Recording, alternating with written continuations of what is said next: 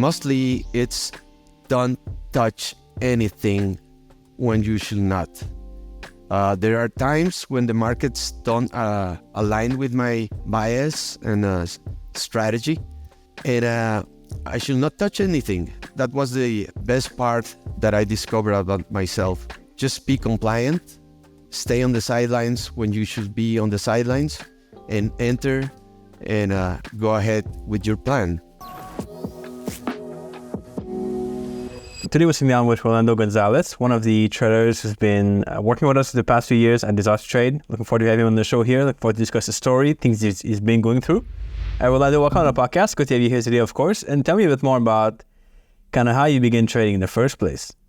Thanks, Etienne. First of all, thanks for having me. It is a weird story about how I got into trading. Many years back, I was walking in the park with my wife, and suddenly she told me that she needs me to talk to my youngest son because she thought he was betting on a casino. So I came home very worried and find out that he was in fact doing some IQ options. So he explained it to me, and I said, "This is not a casino, you know." So anyway, I lent him some few bucks so he could do some experimentation. And sure enough, he made a quick buck with that IQ option. He was very fortunate because he out of $20, he made 100. He pulled out all the money and took it to his trip with his foster family in St. Genevieve, Missouri. So I was like, what is that? So I started to investigate about trading. I quickly found out that was not the way to go. I found out Forex, and that got me hooked. That's the story how I got into trading. Tell me about kind of your beginning in trading. Was it easy to learn, or did you have to go through a bunch of different kind of learning curves to learn trading? Oh, man. No easy way. No way. First of all, I fell into a fake mentor, a fake academy. Later on, it was discovered that the guy was fake. He was trading live on a demo account and stuff. But in fact, his first course that I bought from him, it was very good because it really explained how Forex work. It did explain also how to use the MetaTrader and stuff. But later on, I got into Naveen Prijani's academy. Didn't work for me, really tough. And then I found out about your podcast. I guess it was your number 40 podcast about 7.5 years ago, maybe 8. I don't know. And I started to follow you very quickly and then make friends with Alex. He really tried to help me by his own. After a few months or maybe a year or two, he told me, Rolando, you should get into our academy. If you have problems, we can help you out. And he was very kind. That got me into Decide to Trade. But nonetheless, I made a lot of mistakes, even if I was with you guys. The newbie stuff, jumping strategy to strategy and stuff like that. And after 2 years, I was kind of almost to the point of giving up. And I talked to Michael. He's my mentor, my coach, and personal friend. We became very, very close friends because when we met, we were going through a very difficult time. His dad and my dad were about to leave this world. And after 2 years, he said, you're jumping strategy to strategy and we can't do that anymore. So I said, okay, I give up. I'm going to do the things just like you say, okay? Just like you say, 100%. I'm going to be fully compliant.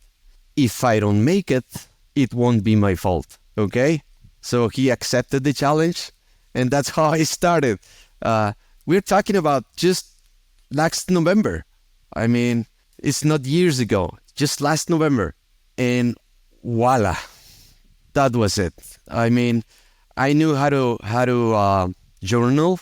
In fact, I learned how to journal in Trello with one of your podcasts or videos. I knew already how to market analysis, market structures, which I learned from a guy in TradingView. His name is Jojo Fang.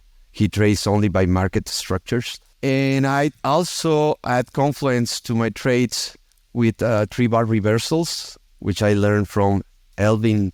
It's another guy from our academy here at Decide to Trade. But I wasn't able to trade by his system per se, but I'm using it as a confluence, like my market analysis. I do a multi-chart analysis, monthly, weekly, daily, 4 hours. And my strategy, it's pretty simple, secretariat. At the beginning, I was very hesitant to leave the 15-minute chart or the 5-minute chart. And finally, I understood that it was too fast for me. So this experiment I started with Michael, it's on the 4 hours. And I discovered that it really fits my my lifestyle and adapts pretty well to my home office and my lifestyle in general speaking. So that's how I came to trading, and that's my journey. It's been a difficult one, not an easy one, Etienne. That's a lot there to unpack for sure. Definitely a lot of stuff we can talk about. But we'll talk about your success pretty soon too. I mean, you have some really good results to as a result of that too. But tell me about, what was the hardest part for you to get profitable in trading? Was it like one thing that was difficult more than others, or was it all things you kind of had to work on to get profitable? That's a very easy question for me, Etienne. The hardest part for me was to actually understand what's going on with the markets, why they move as they move, where is it going. I was fully compliant with my strategy with Michael, but I kept entering on the wrong way, on the wrong side of the trade. So basically, that was the hardest part for me, to understand when to enter and when not to do anything, because it's going against my my rules, my training plan, my strategy. And it was very curious, because I started to be profitable and then not profitable, then profitable, not profitable. Then I fully understood that I was touching things when I should not touch them. So there was a light bulb moment about, let's say, 5 or 6 months ago. And from now on, everything is very clear to me. I remember one of your podcasts that you interviewed Jeremy Newsom, and he said, you asked him, how do you know when you are profitable? And he answered you just know it. That's a very simple answer, but that is the truth. It's, you just know it. So that was my most difficult thing, to understand and get in the same pace, the same rhythm as the markets. Then I'll give a few words here about Darwinex. They are, in my opinion, a really cool way to get funded, much better than most prop firms. There's no evaluation. You can just trade the account, get a score on the platform. If you're a good trader, you get funded pretty quickly. And then you can keep the capital for actually longer than most prop firms. There's no maximum drawdown. You don't have to lose the account. They give you a lot more room to grow and a lot more room to trade in any style you prefer, and actually scale up your capital that way. Rolando has been able to get funded quite well with Darwinex. He's ranking number 12 now in the top ranks of DarwinexZero. And what's cool is they just introduced a new 12 to 36 month package where you can save even more money to get a membership with them. So you pay once, have the account with them for anywhere from 12 to 36 months at a much better price. If you want to get funded or try it out, I have a discount link I'll leave below. You'll save some money with that link. You can also use the coupon code Desire to Trade for 5% discount on any membership you buy with them. And hopefully you make the most of it. Now back to the video. When it comes to your results nowadays, you've been funded with a couple of profits. I think you're still working on a few challenges. You rank number 13 with DarwinexZero for a while, which is kind of crazy to think about. Tell me about some of the things you've been able to achieve the last 6 months or so since you got more consistency in your trading. I kept my journal as I do. I do analysis. I do my Sunday pre-market stuff. Check my trades from the last week. Try not to do the same mistakes. Mostly it's don't touch anything when you should not. There are times when the markets don't align with my bias and strategy, and I should not touch anything. That was the best part that I discovered about myself. Just be compliant, stay on the sidelines when you should be on the sidelines, and enter and go ahead with your plan. So since I got into DarwinX, it was awesome for me, amazing, because in just 3 weeks, I was with the enough rating to get allocation. I got my first 30K allocation. And next month, I got even better, got another 40K. And this month, as you said, I was doing super great. 1 or 2 weeks ago, I came up to be number 12. But I don't worry about the ranking. I really don't worry about the ranking. What I worry, it's about the rating, because the rating comes along with the size of your new allocation. And for example, when you're a newbie with DarwinX, once you get your rating of 75 points, you get an allocation, the minimum allocation, which is 35K. And it's very good advice to stop trading, stop everything, wait for the next month, so you start trading with your new allocation, right? But when you are competing, that's why they call them DarwinX. When you're competing for a better allocation, if you stop trading, guess what's going to happen? I mean, the other guys are trading and they are increasing their rating and you don't. So even if you have a big rating, you might fall down to the minimum allocation because everyone kept trading and passed you and left you behind. What I just discovered this week is that I should just forget about everything. I mean, I just have to trade. Keep trading as per the plan, as if I was trading for you or for the fivers or whoever. Who cares? I mean, at the end of the month, you will get what you get. And as Michael says, it is what it is. I love that, definitely. Do you feel more pressure now that you trade external capital, or is it the same thing as you were trading before your own account? Totally the same for me. I only blew one account, Etienne, and I was ripping my head off, very mad at me, because I ripped that account. And you're going to laugh because it was a tiny little account of 1K. I was so mad. My daughter was at home, so I was yelling and cursing and, almost crying in the restroom. And she got really scared, calling my wife. My wife was at a shopping center with my family, and they all came to home crashing, to make a family intervention. That was the biggest account I blew up. I said, I'm never, ever gonna blow out my personal account again. I'm gonna do just small challenges, and until I prove that I am consistently profitable, I started to do lots of bootcamp challenges with the fivers. And that's how I started to become more risk management mindset, I really have to thank the fivers for that. By the way, I have a challenge right now with them, the one I started with Michael on November, and I already passed the first stage and getting close to pass the second. And I have another challenge with a Forex prop firm, very close to pass the first stage too.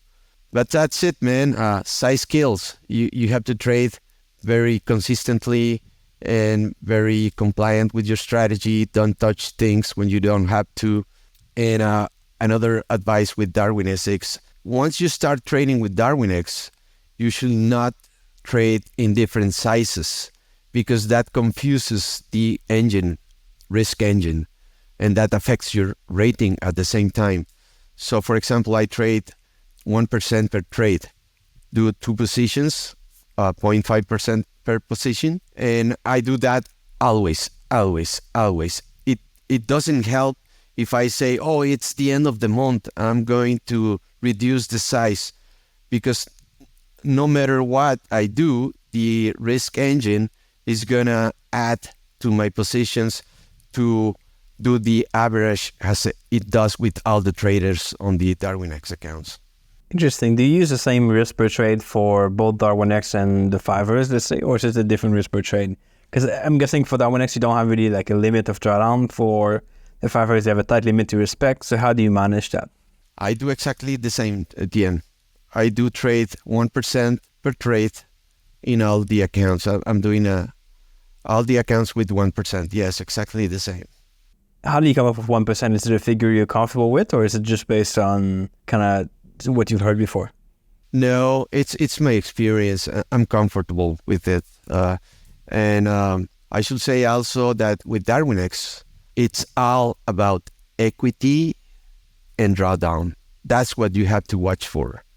Because, for example, last week I was doing great, and I started to do some closing trades, not being compliant because there was some news and the market started to move, and I got nervous because it's the end of the month, and I did close them, and sure enough, I closed them. One, it was closed because the price came back to my trailing stop to the previous lower low, so it was a small loss. And the other two trades were small partial losses, but the trade that came back to my trailing stop, it was almost 1% at the top, So when it came down crashing, it pulled away all my equity, and then I went down into lower numbers that I was. So still, I'm gonna get another allocation, but that was a mistake. That's why I say just keep trading, and be aware that DarwinX, it's all about drawdown and equity. Do you manage your trades a bit more carefully? Like, do you tend to trail a bit faster when you take profits or you stop loss, or how do you manage that? I do exactly as per my trading plan and strategy with Secretariat. Exactly the same thing. I mean, I put my trade. I always look for the correct time on the structure with my bias and 3-bar reversals and my Secretariat rules, and put my stop loss where it should be, and my take profit has the strategy calls for. But the only difference is that I put 2 positions instead of 1 as I used to. And the second position, I look for a higher or lower previous high or previous low. But if the market turns, I just get out. Tell me about what kind of targets you have for your funded accounts. Do you plan to, do you have a specific amount of capital you want to achieve, or what's your goal at this point? Well, I have a home office right now. I'm a sales manager for a precision tooling shop for plastic molds, basically for the auto industry. So I'm planning that I need at least, maybe 1 million in DarwinX account to have a decent income, and then from then on think about going full trading or not, or waiting higher. But certainly right now, yes, I'm funded. I'm gonna be 100K funded tomorrow, but still pretty far away from my target. Yes. Awesome. I mean, that's a good target for sure. 1 million is pretty decent for DarwinX. It sounds weird, but it's what you need. I mean, we gotta be real, Is there any advice you want to leave people with? Anything that you think is important for them to work on and to apply in their trading? Or what would kind of be the takeaway from this? Well, I will quote once again Jerry Newsom. My best advice will be, don't quit. That's my best advice. Don't ever quit. Once you take off, then it's time to retract your landing gear, and the sky's the limit. I love it. Awesome. I appreciate the time here, Rolando. It's been a lot of fun to talk with you and catch up on what you've been doing. I know you have some good success, which is cool to talk about for sure. We'll leave the link below so people can check it out and get in the program you're in right now, the program that helped you the most. They can learn the Secretariat strategy there and kind of get some good value there for sure. I really appreciate your time here, and hopefully you can catch up and see your progression over time and kind of see how you're doing in the future.